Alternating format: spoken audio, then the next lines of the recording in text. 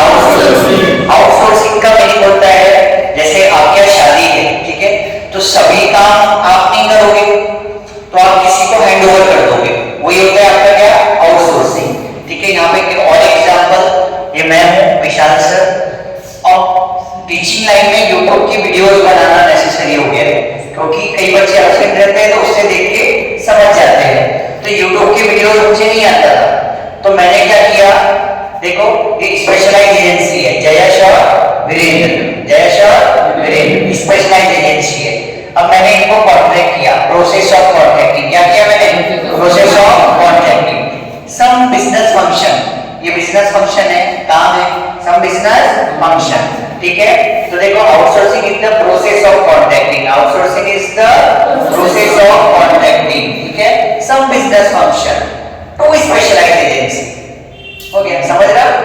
Outsourcing is the process of contracting some business function to specialize agency, ये specialize agency, ठीक है, एकदम माहिर है दोनों। ठीक है, तो process of contracting some business function to specialized agency, outsourcing is the process of contracting some business function to specialized agency। समझा आउटसोर्सिंग?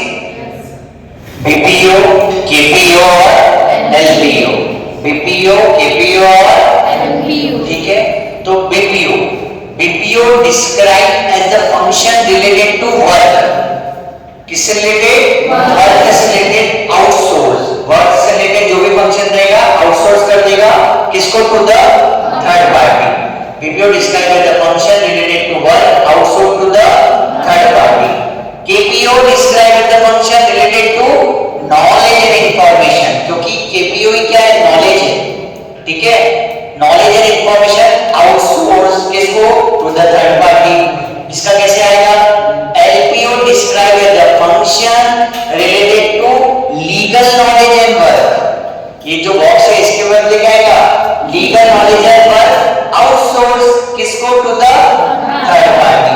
ठीक है, तो आपका ये कॉमन है, dash describe as the function, dash describe as the function, वहां पे भी dash describe as the function related to, BPO में वर्क, केपीओ में नॉलेज एंड इंफॉर्मेशन और एलपीओ में legal knowledge and work, legal knowledge and work outsource क्या कर देगा वो, आउटसोर्स किसको, टू द थर्ड पार्टी। ये मीनिंग तो stands for, BPO stands for business process outsourcing, लिखना है आपको पूरा, BPO stands for business process outsourcing, KPO stands for knowledge process outsourcing, LPO stands for legal process outsourcing। दो point हो गए। Third, subset, BPO is the subset of outsourcing, outsourcing का क्या है, ये सबसेट है। KPO is the subset of BPO और LPO is the subset of KPO। समझा?